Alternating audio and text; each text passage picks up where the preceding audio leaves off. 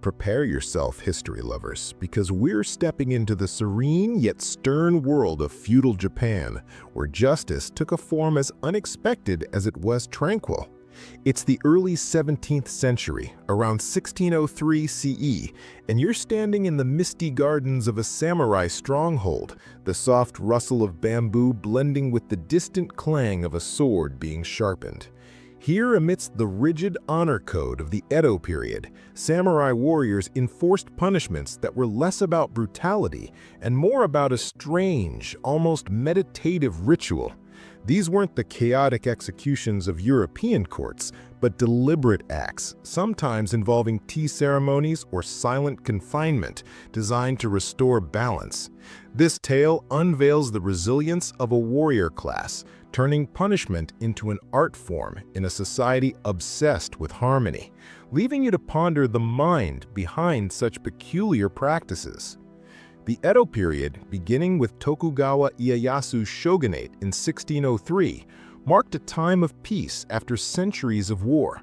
You can picture the rolling hills of Kyoto, or Edo, modern Tokyo, dotted with samurai estates, their tiled roofs glistening under a gentle rain.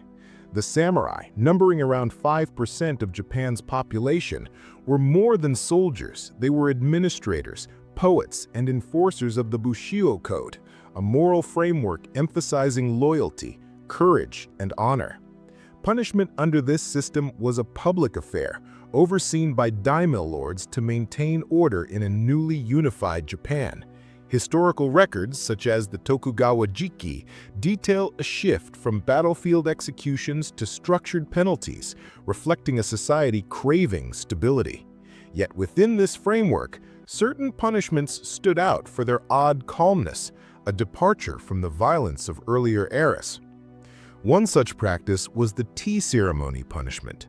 You might imagine a samurai, his face etched with quiet resignation, kneeling in a tatami room, the faint aroma of matcha filling the air as a stern overseer prepares the tea.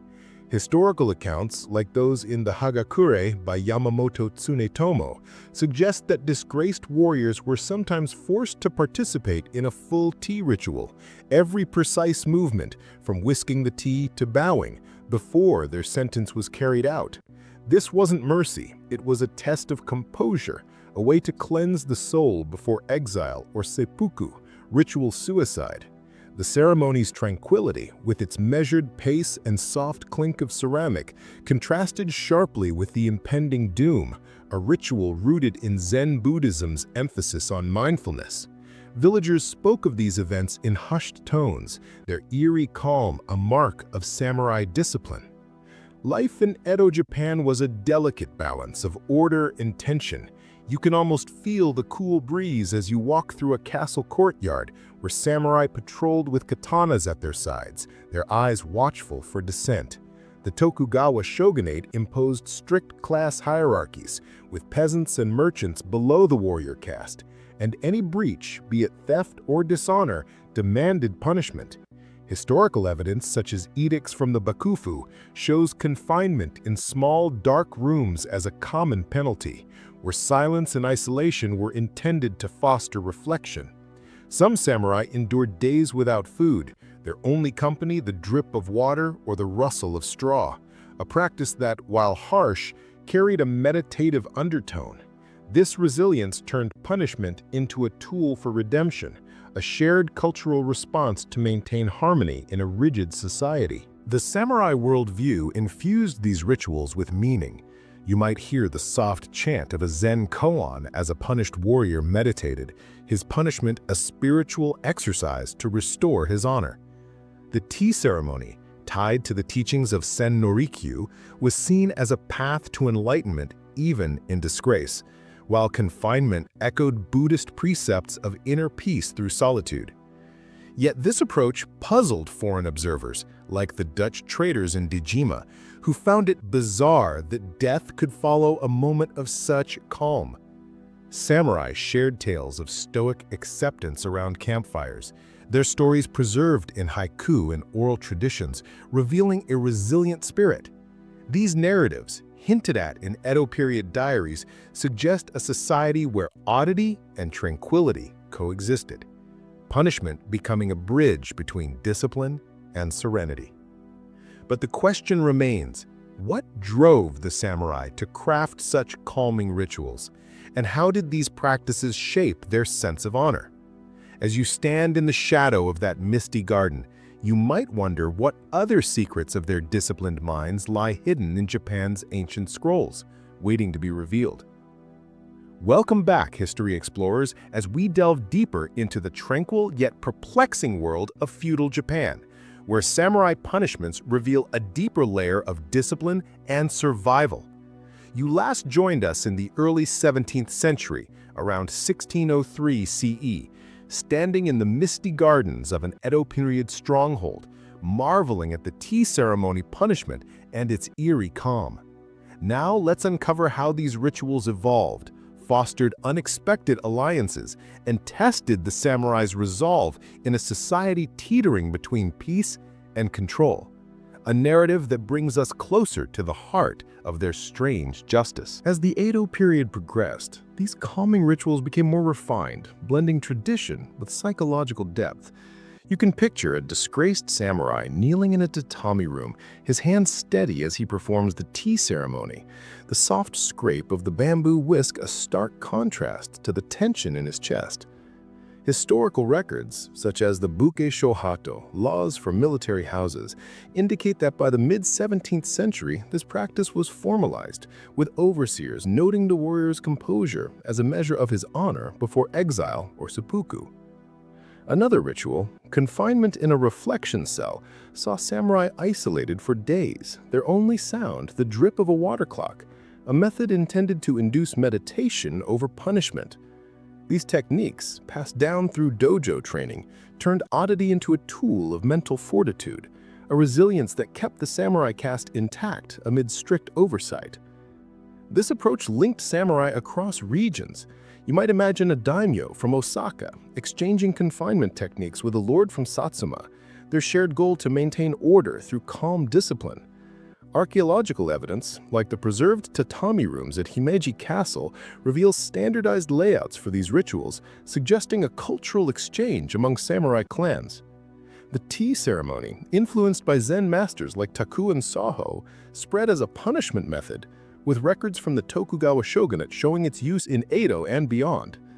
These alliances strengthened the samurai's resolve, creating a network of enforcers who valued mental endurance. Yet this unity drew scrutiny from merchants and peasants, who saw it as an elitist oddity, pushing samurai to defend their practices in private councils, their workshop a haven of whispered strategies. The challenges of maintaining order fueled these innovations. You can almost feel the weight of a humid summer as you walk through a castle courtyard where samurai enforced curfews amid peasant uprisings, like the 1637 Shimabara Rebellion. Confinement cells, often no larger than a closet, became common, with warriors enduring silence to reflect on their transgressions, stealing rice or defying a lord. Historical accounts, such as those in the Ogyu-Sorai writings, note that some emerged with renewed loyalty, their minds sharpened by solitude. The tea ritual, too, adapted, with some overseers adding incense to deepen the meditative state, a practice that, while calming, carried the threat of death. This resilience turned punishment into a psychological forge, a shared cultural response to the pressures of a controlled society. Spirituality remained the ritual's backbone. You might hear the faint hum of a Zen sutra as a samurai meditated in confinement, his punishment a spiritual cleansing to restore Bushido's tenets. The tea ceremony, tied to the wabi-sabi aesthetic of imperfection and transience, was seen as a final act of beauty before judgment, while solitude echoed Buddhist notions of inner peace. Yet this fusion clashed with Shinto priests who favored purification rites over such methods, leading to debates in samurai circles. Warriors countered with tales of stoic triumphs, men finding enlightenment in cells, their stories preserved in Edo period poetry, revealing a defiant spirit.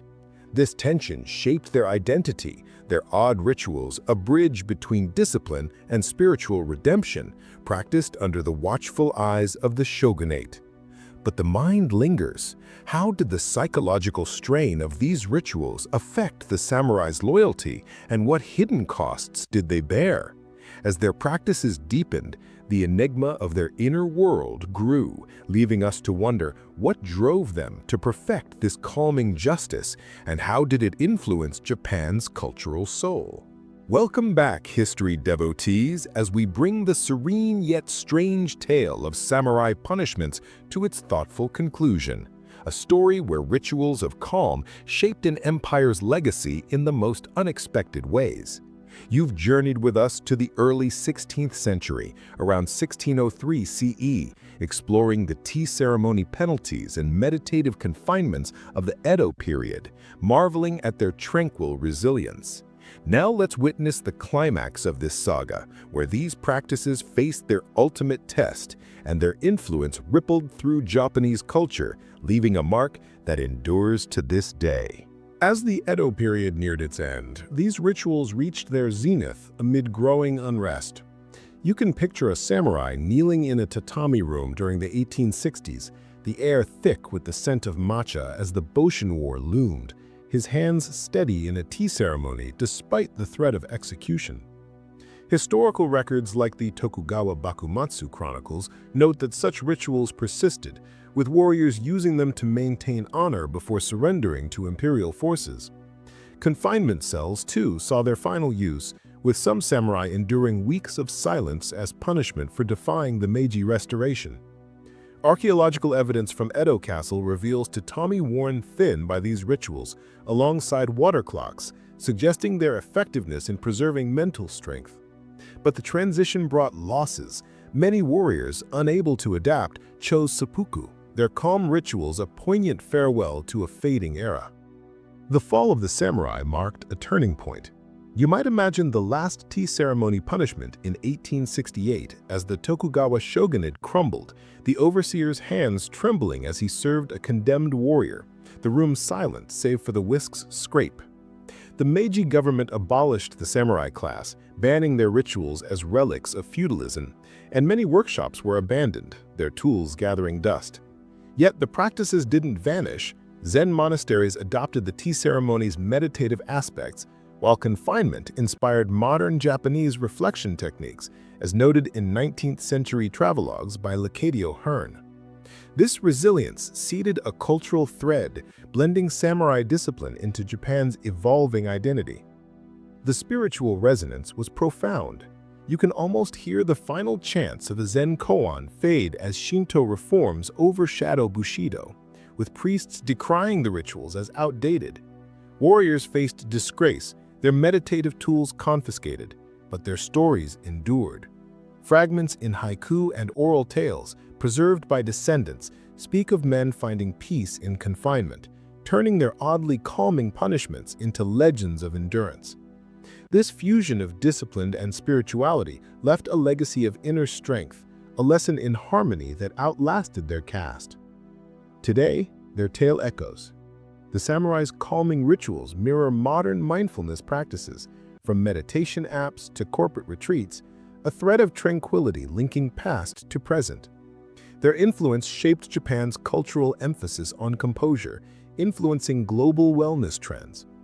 As you reflect on that misty garden, consider this: what lessons from their oddly calming justice still guide our search for peace in chaos? The answer might lie in the whispers of those ancient tatami rooms, waiting to inspire anew. Thank you for joining this journey. Stay tuned for more mysteries from history.